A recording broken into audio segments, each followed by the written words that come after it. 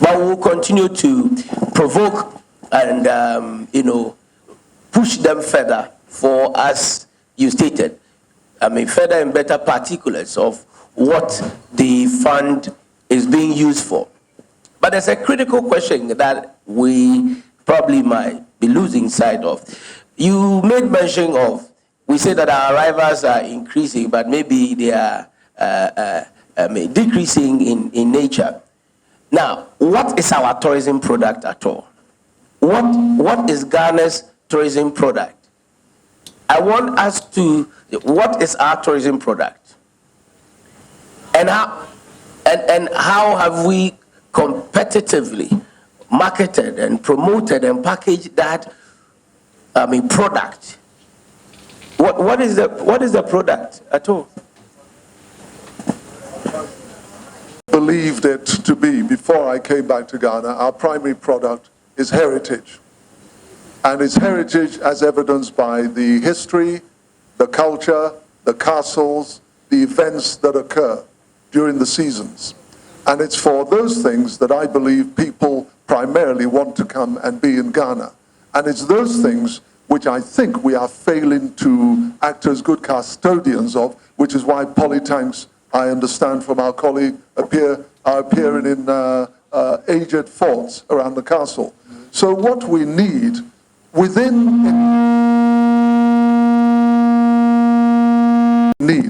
any tourism policy is some attention to exactly these artifacts of our heritage and how they will be brought to life. I'm not sure that our priority in terms of the Tourism Development Fund should be motorway rest stops, because that for me does not connect to what we need to be safeguarding, and it certainly seems in some respect to be fighting against the already established hotels and guest houses that are providing that service. So we need to be careful, as Professor Ishmael is saying, we should be looking at what are the priorities for this valuable fund. But may I please touch on the issue of salaries, which Madam Bella addressed. You see, there's a very circular issue here. When I look at my P&L, forget the losses that I see continually, forget the losses that most operators see continually. When I look at my P&L, I can see the areas in which I'm generating significantly greater costs than should be the case. And certainly I'm seeing far greater costs than my competitors who are operating elsewhere in the world.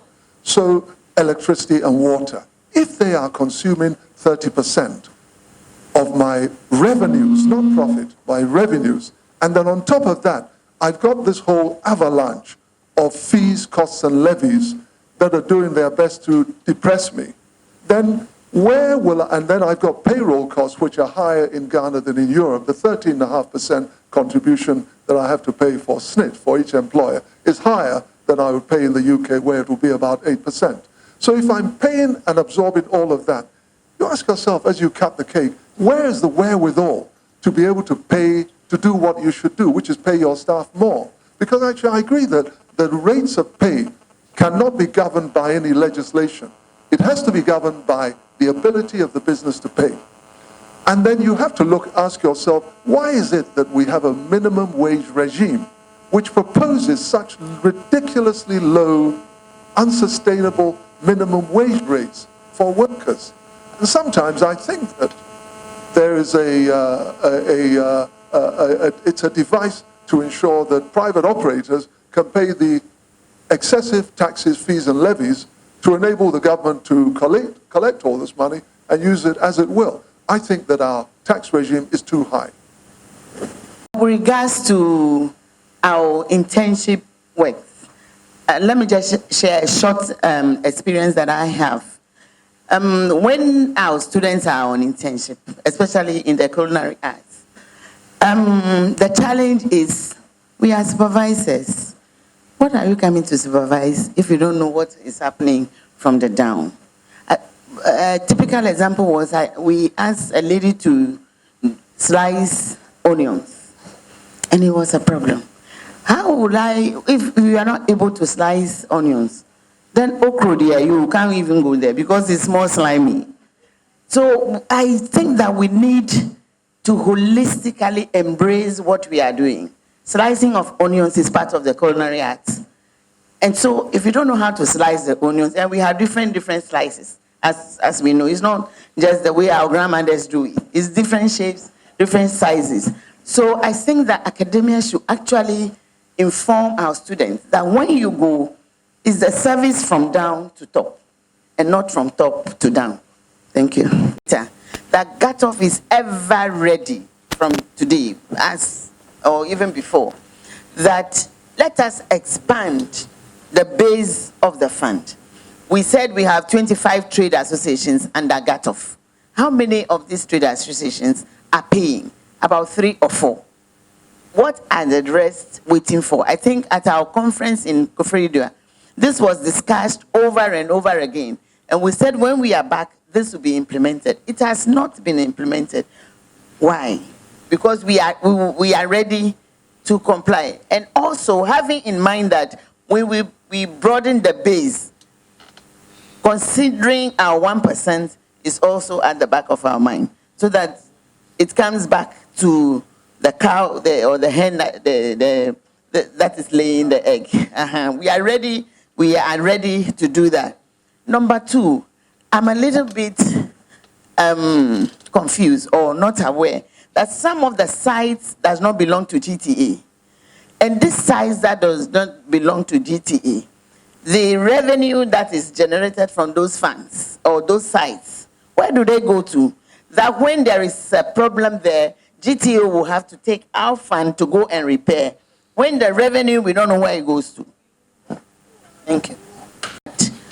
We need to talk again with GTA, because if you are training tour operators, and GATOF is aware that tour operators are being trained, we know every trade association has its specific needs.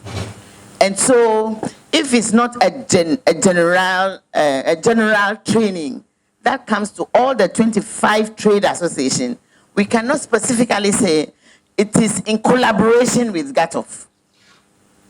So we should be saying that we collaborated with tour operators and gave them training in customer care or something.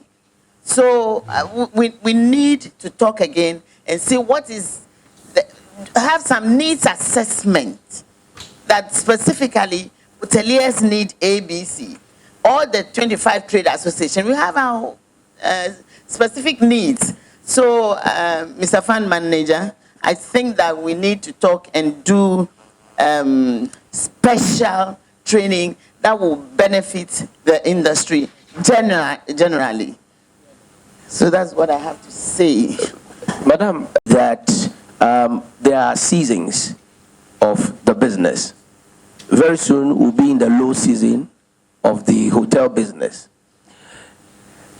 How often do you adjust your prices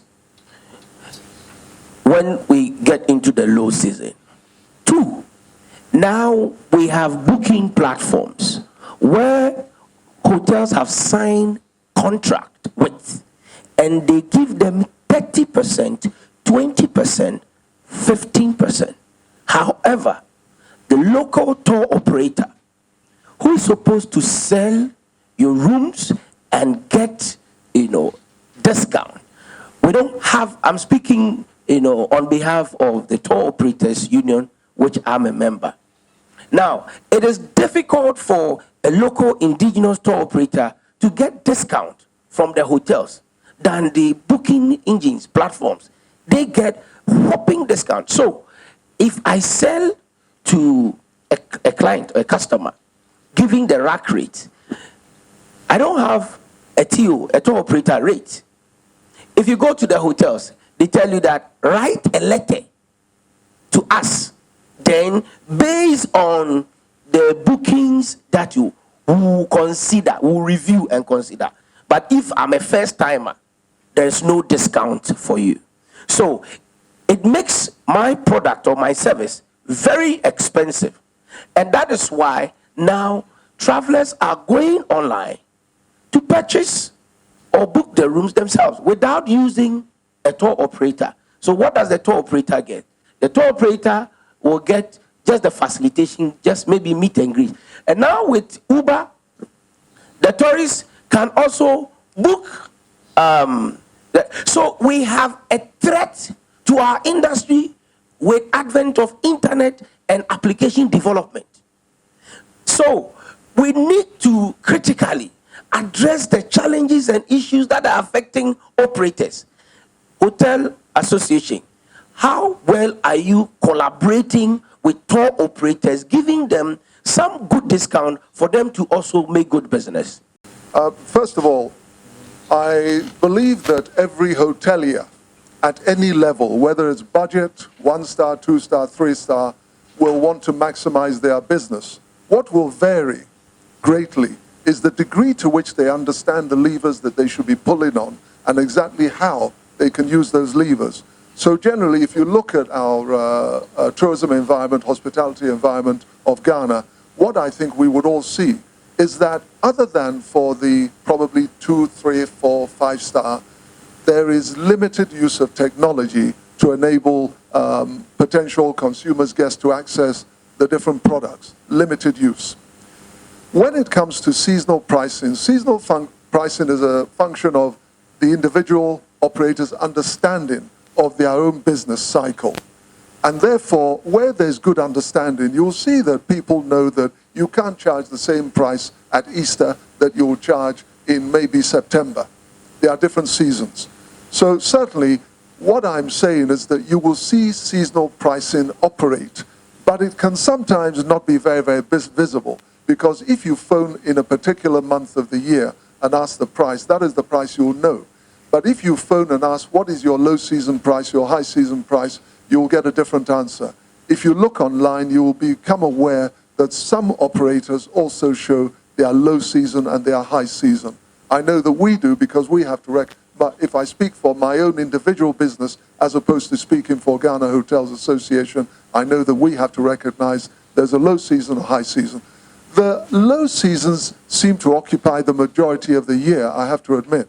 The high seasons are few. The high seasons tend to be the Christmas and New Year, the Easter period, the Bakatu, Afashe periods, and Panafest. And then you are back to the end of the year. So certainly seasonal pricing is something we need to understand more right across the industry and make use of, and also know how we use technology to be able to promote our message. In terms of the booking platforms, look, technology is here to stay. The fact is that there's far more use of just-in-time booking by customers. Just-in-time booking. So just-in-time booking simply means that whereas once upon a time, somebody would phone you or send you an email, and then maybe 2 months later, they'll come and lodge at your place. Now, it will be the day before, or even that same day, that somebody will phone you from their mobile phone and tell you that they are asking about rooms, or they may not even phone you at all. They'll just go to a booking platform, and if you are showing availability, they will book. So within the hotel industry, again, if you are not connected online, you will not have access to that information. And even people from outside tend to make a great deal of use of just-in-time booking. So it's not just a domestic tourism-oriented feature. With regards to the booking platforms, again, yes, you are right, moderator, they levy a very heavy commission. It tends to be between 15%, 25%. So yes, you are right, 15%, 25%, why wouldn't that go to a tour operator? Well, what I'll say to you is that many hotel operators are connected to tour operators with which they have existing agreements. But it can often be the case that if someone phones today and will say that they want to make a booking, I'm a tour operator, that individual hotelier might have difficulty in accepting whether it's a genuine bona fide tour operator or whether it's someone speculatively trying to achieve a discount. So certainly where individual operators hear from tour operators who connect with them, find out about their rates, terms and conditions, you'll find that agreements are in place which enable them to access discounts based on the number of guests, number of rooms they are booking, and the number of nights that they are staying. So those arrangements are in place, and I know a lot of hotels are using them. So what I would suggest is that there needs to be much more connection between the tour operator and the person the operator who's going to deliver and provide the service to the consumer. And the way in which this needs to happen, tour operators generally want to bundle groups of consumers, groups of guests, and bring them as a package to lodge at particular places and move them through or the region or around the country, looking at particular sites before they go back. That is how tour operators generally work. It is cheaper for you to buy a package from a tour operator in Dubai, in Kenya, than to buy it yourself, walking. Because they have systems in place. And they make sure that they guarantee the indigenous business operator. Our mother is Gatof. We are siblings. I see Hoteliers Association as a sibling to tour operator. Our parent is Gatof. So what is Gatof doing? To harmonize our operations. You are charging me, you are giving discount, higher discount to an app outside Ghana. And me, a local business person, if I come to you, you tell me I'll give you 10%. Even write a letter. Meanwhile, you have signed an agreement. You have signed an agreement with Booking.com, with Expedia, with Airbnb, and you are giving them 25%. And how do you expect the local business to grow? Because my rates are expensive. So it is better for you to buy online without buying from the operator. But then again, Gatof is our mother. We are siblings. I have tour guides, I have tour operators, I have Hoteliers Association, I have all the other trade associations. Our parent is you, Gatof. So how are you bringing us together to tell us that, look, you are siblings? Now, there's a saying, say, ukromu petekra odi nama ebika. And now, sebe. Say, uni anka, no just all bonti, so for mede, emba fanko. Inti mesremo. Gatof, Tour Operators Association, Money Hoteliers Association, every licensed tour operator, this is the commissionable rate we are giving to you. It's far better than Booking.com, than Airbnb, and all the booking platforms. I think that should be the future. And this dialogue should come out with, a proper conclusion for us to know how the future holds for us. Being my headache, and I'm coming from a point of ignorance and so many assumptions. But before I get there, let me ask, if the District Assembly is not going to invest the kind of investment that you are making, why should they be reaping? 1 year, decide you won't do anything, then you all lose, and they'll wake up. Now, back to my previous headache. I've been asking myself, how long does it take to train to be a paragliding pilot so that we can't train our own people? We have our military, we have Air Force, we have paratroopers. And we can't get Ghanaian paratroopers to be pilots, so that we need to bring people year in, year out, host them in hotels, and maintain them. I really don't get it.